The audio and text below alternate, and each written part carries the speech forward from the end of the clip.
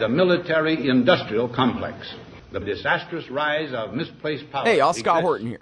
I'd like for you to read this book, The War State, by Michael Swanson. America's always gone to war a lot, though in older times it would disarm for a bit between each one. But in World War II, the U.S. built a military and intelligence apparatus so large, it ended up reducing the former constitutional government to an almost ceremonial role and converting our economy into an engine of destruction.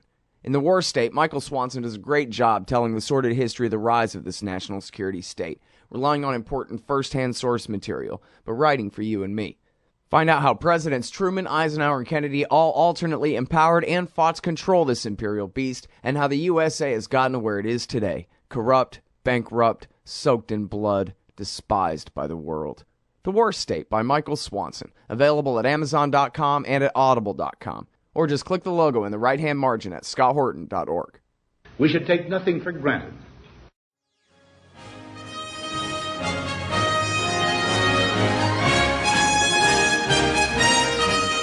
All right, y'all, welcome back to the show. I'm Scott Horton. This is my show, The Scott Horton Show. And hey, I got Reza Marashi on the line. He's formerly at the U.S. State Department and now is over at the National Iranian American Council, NIAC, and that's niacouncil.org, and they are very much pro-nuclear deal with Iran. And right now, as we're talking about in the last segment, we are between nuclear deals. We have an interim nuclear deal signed by the UN Security Council and Iran, plus Germany, the P5+1 last November, and now they're working out the details and working toward the final talks, toward the final deal, which is expected to happen or not happen, I believe, in July. And so Reza is here, and we're very grateful to have him to give us an update on how things are going so far. Welcome back to the show, Reza. How are you? I'm doing well. Thanks for having me. Very happy to have you here. So, how goes it? I actually saw your boss, Trita Parsi, has a piece out today about the talks, but I didn't get a chance to read it. Well, if I was, I haven't read it yet either, to be perfectly honest with you. And if I were a betting man, if Trita has written something, then I'm confident in saying that he's probably going to say that these talks are a marathon, not a sprint. They have been from the outset. And getting the interim deal last November, and then it started to be applied in January, put more time on the clock, so to speak, to give both sides more political space that's necessary, always, in order to move the diplomatic process forward. So right now, instead of deciding whether or not to talk or what the atmospherics of the talks should be like, now they're actually getting into the substance of the issues and trying to figure out where they can make compromises, where gaps need to be bridged, what red lines are, things of that nature. And there's a lot of different issues, technical issues related to Iran's nuclear program or sanctions or things like that, and the duration of a deal if a deal is signed. All of these things have to be discussed and so much more. So I think that they're taking the right approach by scheduling out numerous meetings over the next 2 months to try and dot the I's and cross the T's. Mm-hmm. Yeah, that's a good strategy. It goes to show that it does seem, unlike a lot of times in the past, that there really is a lot of goodwill on the Western side here, that they really want to negotiate this thing. I don't know how far they're willing to compromise, but it seems like they at least want to get a handshake from the Iranians, who, in their eyes, will have by then compromised greatly. So at least I'll give them credit for that. That's good, because, of course, we all want to see a deal and the beginning of the end of the Cold War. That's why this is so important. Stephen Walt wrote on his blog, isn't it funny how all the people who think the Iranian nuclear program isn't really that big of a deal are the ones who want a deal about the nuclear program so badly. And that's just because it's so frustrating to have it as such a gigantic, outstanding issue when really there's no reason to believe it's ever been anything but a civilian nuclear program. And as the IAEA has verified, they've never diverted any of their uranium to any other purposes or any of that. So it's all a big tempest in the teapot, but we just want to put the damn teapot away and get on with healing the relationship between their society and our society. But our government's got to go first. Am I about right about that? Well, I definitely think that governments have to be willing to take risks for peace. And I think that's something that you hit on that's absolutely correct. And the main problem, in my view, stems from different logic in Washington and in Tehran. And, just because you have different logic doesn't necessarily mean you're right. And I would even go a step further and say that it's not about right or wrong. It's about finding areas of compromise. Because a good deal, irrespective of what two countries or numerous countries are negotiating it, in a good deal, nobody gets everything that they want. Because if you get everything you want, that means the other side isn't getting enough. And that's not a sustainable deal if one side's winning and the other side is losing. You need to find a deal that allows both sides to save face, a deal that allows both sides to claim it as a victory, as a win. That's something that they can take back to Washington, Tehran, and other capitals around the world and sell as a victory and be able to beat back hardliners who are trying to destroy this process and torpedo it. And frankly, this process is already sensitive enough, fragile enough as is. So if the odds of the talks collapsing are high, the stakes of failure are even higher. And that's something that I think these governments are starting to finally wrap their heads around and admit publicly. Right. Yeah, well, for the American side, if they really wanted everything that they want, they should have taken the offer back in 03 through 05 when Bush was in charge and they blew it. So now they're going to have to settle for much more nuclear capability than they would have got if they had compromised back then. But so tell me what you think about, I guess, well, I don't know how you measure it exactly. First of all, how do you measure what a breakout capability is? And then secondly, how do you measure their willingness and ability to negotiate that breakout capability to a point where it would be acceptable to both sides? Because it is a sort of pseudo-nuclear deterrent in the hands of the Iranians, even without ever having a nuclear weapons program. Having a nuclear capability and mastering the fuel cycle makes it sort of a shadow of a nuclear deterrent, right? But then the Americans, they just can't abide that. That's what they've been stamping their feet about all this time. So, just how long, do you think that they would be willing to allow for the Iranians to be able to make a single atom bomb if they did break for it? Do you think that these guys could eventually see eye to eye on this issue when they've already come so far with their nuclear program? Yeah, I don't think it's a question of whether or not they can see eye to eye. I think it's a question of understanding that because the relationship has been so toxic for 3 decades, they're not going to find a situation in which they can just make a deal based on trust. They're going to make a deal that has verifiable, concrete mechanisms put in place to verify that both sides are, in fact, living up to their end of the bargain. So you don't have to trust, but you definitely need to verify. And then over time, and I'm talking years, not months or weeks, over years, you can build to trust. But in terms of Iran's ability to break out and make a mad dash for a nuclear weapon, an honest analyst will tell you that there's a lot of different opinions going around about, what the timetable for that might be and what the Iranians' inclination for doing so might be. I would point out 2 things. One, since 2003, pretty much every intelligence agency around the world, the United States, Israel, and everywhere in between, says that Iran has not made the political decision to pursue the weaponization of its nuclear program, right? So we know that they're not actively pursuing it.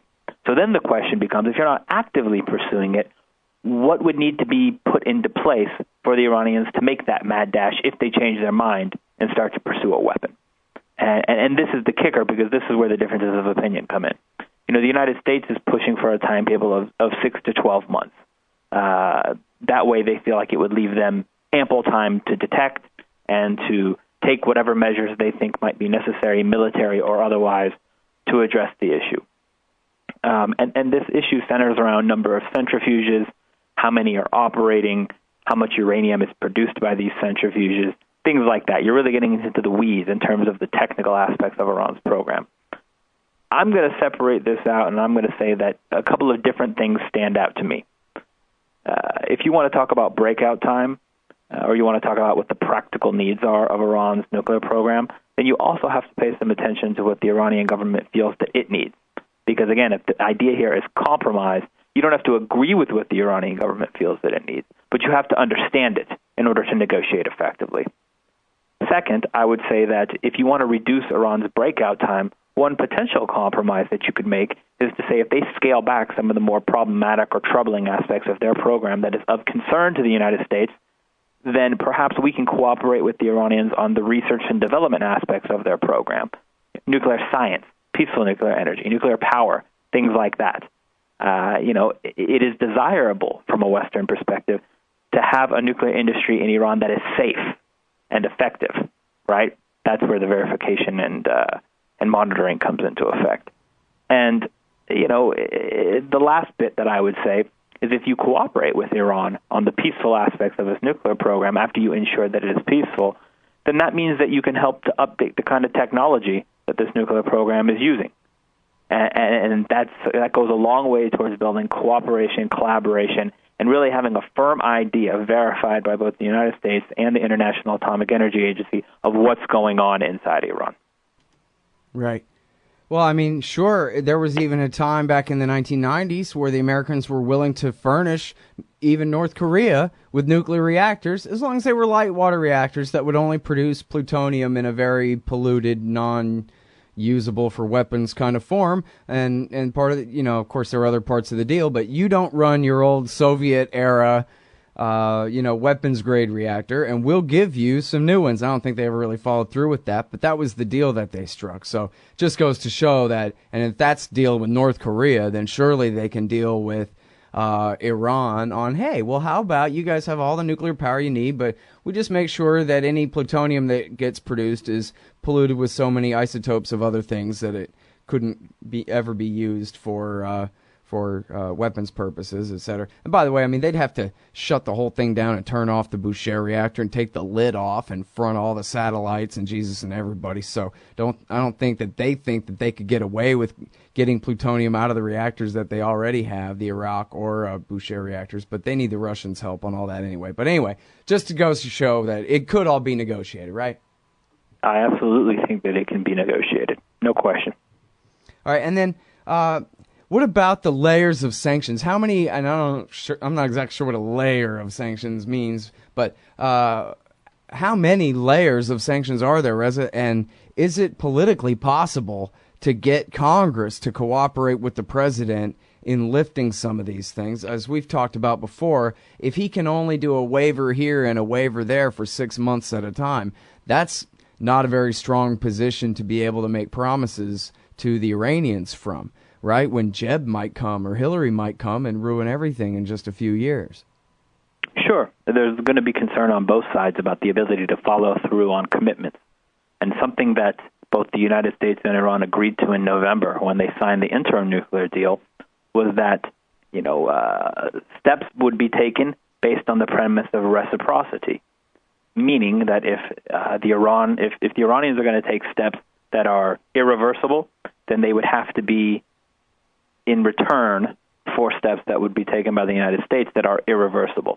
Now, an irreversible step would be something closer to lifting sanctions, which obviously you need Congress to do because sanctions have been legislated through Congress more often than not. If the president uses his waiver authority to waive sanctions on Iran for 6 months at a time in perpetuity, not only do I not think that's sustainable, because that just adds fuel to the fire for hawks on both sides who want to kill the deal and spoil it, and it incentivizes cheating by hardliners in both countries. But then you're also only going to get the Iranians to do things on a 6-month period that's renewable every now and then as well. The Iranians aren't going to take irreversible steps in return for reversible steps by the United States. So perhaps a potential compromise would be both sides in a final deal for maybe a year or so take steps that are reversible, and then you build trust over that year, demonstrate your ability to fulfill your commitments, and if in fact both sides live up to it after that year or however long the period might be, then you start the heavy lifting of lifting sanctions and taking the more irreversible steps. Because you're right in noting that Obama's going to have a tough time selling that in Congress, but if he's able to demonstrate a bit more of a win, if you will, in a final deal that Iran's living up to its end of the bargain, and therefore there's a need for us to live up to our end as well, maybe he could take that to the hill and be able to use it to lift the sanctions that would be necessary for any sustainable final nuclear deal. All right, everybody, that's Reza Marashi from the National Iranian American Council, and that's niacouncil.org. Thanks very much for your time. Great to talk to you again. Thanks for having me. Hey, y'all, Scott Horton here for The Future of Freedom, the monthly journal of the Future of Freedom Foundation. Edited by libertarian purist Sheldon Richman, The Future of Freedom brings you the best of our movement. Featuring articles by Richman, Jacob Hornberger, James Bovard, and many more, The Future of Freedom stands for peace and liberty and against our criminal world empire and Leviathan state. Subscribe today. It's just $25 per year for the back pocket-sized print edition, $15 per year to read it online. That's The Future of Freedom at fff.org/subscribe. Peace and freedom. Thank you. Phone records, financial and location data, Prism, Tempora, X-Keyscore, Boundless Informant. Hey, y'all, Scott Horton here for offnow.org. Now, here's the deal. Due to the Snowden revelations, we have a great opportunity for a short period of time to get some real rollback of the national surveillance state. Now, they're already trying to tire us by introducing fake reforms in the Congress. And the courts, they betrayed their sworn oaths to the Constitution and Bill of Rights again and again, and can in no way be trusted to stop the abuses for us. We've got to do it ourselves. How? We nullify it at the state level. It's still not easy, but the Off Now project of the 10th Amendment Center has gotten off to a great start. I mean it. There's real reason to be optimistic here. They've gotten their model legislation introduced all over the place, in state after state. I've lost count, more than a dozen. You're always wondering, yeah, but what can we do? Here's something important, something that can work if we do the work. Get started cutting off the NSA support in your state. Go to offnow.org.